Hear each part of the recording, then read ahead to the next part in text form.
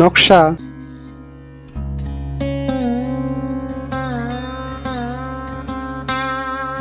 আসসালামু আলাইকুম দর্শক, স্বাগত জানাচ্ছি বুড়িগঙ্গা নদীর পাড় থেকে। আমি মোহাম্মদ দেলোয়ার হোসেন, আপনারা দেখছেন দেলোয়ার ট্রাভেল ব্লগ। দর্শক, আপনি যদি আমার চ্যানেলে নতুন হয়ে থাকেন অবশ্যই চ্যানেলটি সাবস্ক্রাইব করে নিয়ে দেবেন।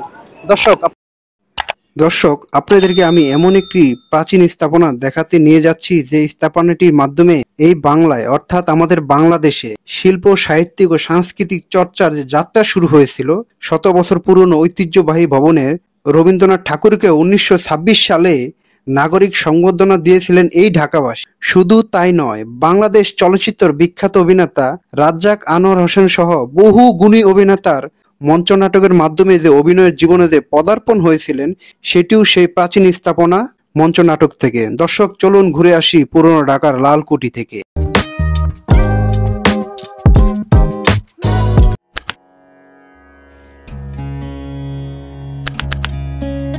পুরনো ঢাকার প্রতিটি অলিগলিতে ছড়িয়ে ছিটিয়ে আছে ইতিহাসের নানান অধ্যয়ন। এখানে প্রতিটি ভবনের সাথে মিশে আছে একটি করে ইতিহাসের গল্প। তেমনি একটি ভবন বুড়িগঙ্গা নদীর পাড়ে লালকুঠি বা নর্থ ব্রুক হল।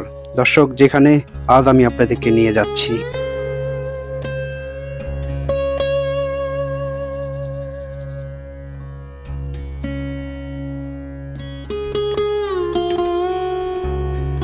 পুরনো দিনের গন্ধ মিশে থাকা জায়গাগুলিতে যাওয়া আমার কাছে নেশার মতো। এতে আমি দারুণভাবে মানসিক প্রশান্তি খুঁজে পাই।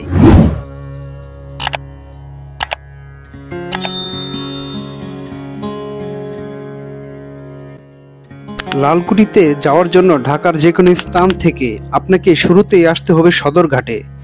লালকুঠি বুড়িগঙ্গা নদীর একেবারেই তীরে অবস্থিত। এখানে লালকুঠি ঘাট বা লালকুঠি ভবনের নামে করা হয়েছে। লালকুঠি ঘাটের পিছন দিকে তাকালে দেখতে পাওয়া যায় লাল রঙের একটি দালান।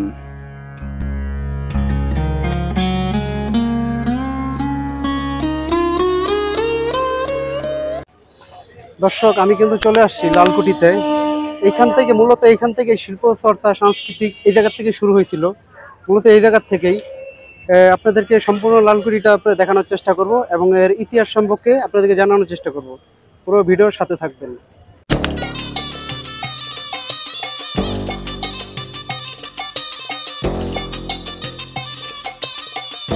নর্থ ব্রুক হল, যা স্থানীয়ভাবে লালকুঠি নামে পরিচিত, বাংলাদেশ রাজধানী ঢাকা, পুরনো ঢাকা, বুড়িগঙ্গা নদীর তীরে ফরাজগঞ্জ এলাকায় অবস্থিত। এটি ঐতিহাসিক ভবন। এটি 1878 সালে ভারতের তৎকালীন governor general lord Johns Baring নর্থ ব্রুকের ঢাকা সফরের স্মরণে নির্মিত হয়। ভবনটি নির্মাণের কাজে 1879 সালে শেষের দিকে সম্পূর্ণ হয়। 1880 সালের দিকে 25শে মে ঢাকা তৎকালীন কমিশনার দ্বারাই উদ্বোধন করা হয়।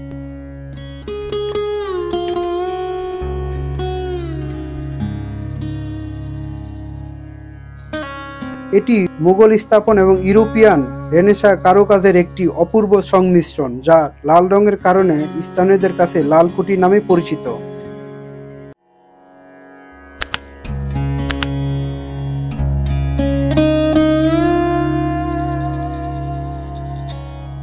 হল হিসেবে নির্মিত হয়েছিল, যেখানকার তৎকালীন সময় পদস্থ কর্মচারী ও ধনাঢ্য ব্যক্তিদের সভা ও নাট্য প্রদর্শনীয় হতো এবং অন্যান্য আনুষ্ঠানিক কার্যক্রম অনুষ্ঠিত হতো।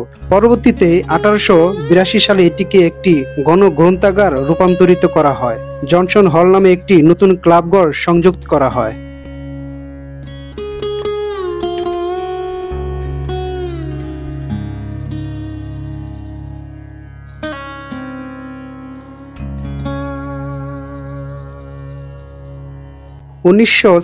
সালে 8 ফেব্রুয়ারি পৌরসভার এই হলে বিশ্বকবি রবীন্দ্রনাথ ঠাকুরকে সংবর্ধনা দেয়া হয়। এছাড়া 1904 সালে ঢাকার নতুন রাজস্ব ও ডাক অফিসের উদ্বোধনের জন্য নবাব পরিবার সদস্য খাজা মোহাম্মদ ইউসুফের উদ্যোগে এখানে একটি বড় একটি সভা অনুষ্ঠিত হয়।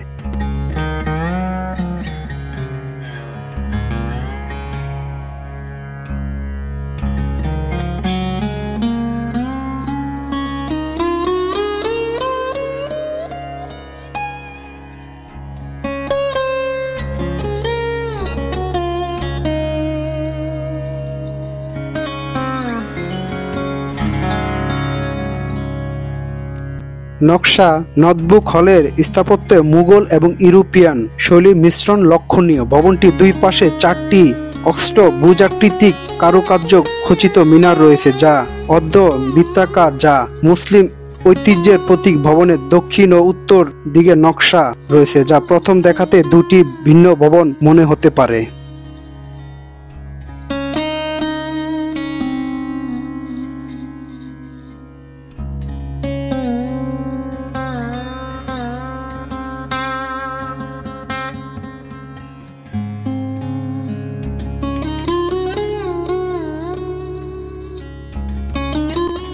লাল রং এটিকে একটি স্বতন্ত্র পরিচয় দেয়। ভবনটি 1 বিঘা জমির উপর নির্মিত। বর্তমান অবস্থা অবক্ষয়। পাকিস্তান আমলে নোটবুক হল তার ঐতিহ্য হারাতে শুরু করে। কর্তৃপক্ষের অবহেলায় ও গ্রন্থাগারটিও জীর্ণ হয়ে পড়ে এবং 2016 সালে ভবনটি ব্যবহারের সম্পূর্ণ বন্ধ করে দেয়া হয়।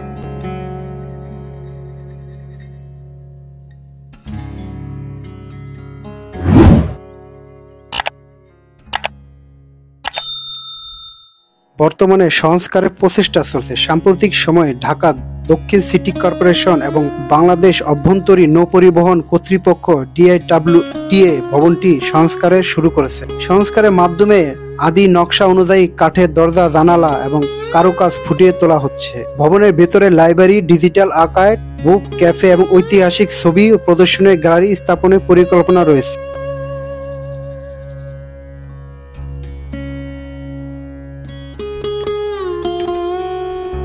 নোটবুক হল বাংলাদেশের ঐতিহাসিক স্থাপন, যা সাংস্কৃতিক একটি গুরুত্বপূর্ণ নিদর্শন। সংস্কারের কাজ সম্পূর্ণ হলে এটি পুনরায় একটি পর্যটকের আকর্ষণ কেন্দ্রবিন্দু হয়ে উঠতে পারে।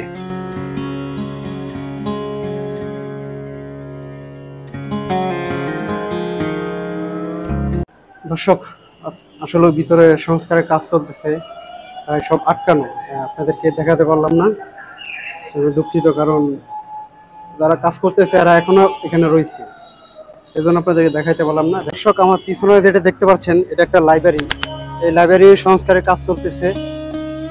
চলেন ভিতরে যাই, দেখি কি অবস্থা।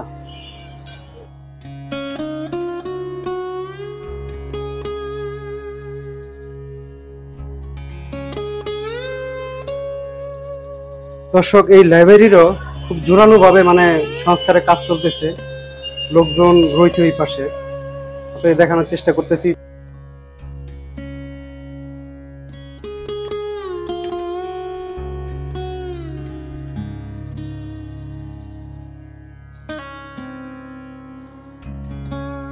গ্রন্থাগার নোটবুক হল। গ্রন্থাগারে এক সময় প্রায় 10,000 বইয়ের সংগ্রহ ছিল, যার মধ্যে দুর্লভ বই এবং দৈনিক পত্রিকার অন্তর্ভুক্তি ছিল। ঢাকার নবাব আহসানুল্লাহ এবং অন্যান্য গণ্যমান্য ব্যক্তিরা এই গ্রন্থাগারে বই উপহার দিয়েছিলেন। তবে মুক্তিযুদ্ধের সময় অধিকাংশ বই নষ্ট হয়ে যায় এবং রক্ষণাবেক্ষণের অভাবে গ্রন্থাগারটি ধীরে ধীরে শ্রীহীন হয়ে পড়ে। নোটবুক হল বাংলাদেশের ঐতিহাসিক স্থাপন, যা সাংস্কৃতিক একটি গুরুত্বপূর্ণ নিদর্শন। সংস্কারের কাজ সম্পূর্ণ হলে এটি পুনরায় একটি পর্যটকের আকর্ষণ কেন্দ্রবিন্দু হয়ে উঠতে পারে। আমি এখন লাইব্রেরির ভিতরে আছি। আপনারা তো দেখতে পেলেন কিভাবে কি জোরদারে কাজ চলতেছে। খুবই সুন্দর করে আগের থেকেও ভালো করবে, এত সুন্দরভাবে কাজ করতেছে। এই প্রত্যেকটা আশা করি হয়তো অল্প কিছুদিনের কাজ শেষ হয়ে যাবে।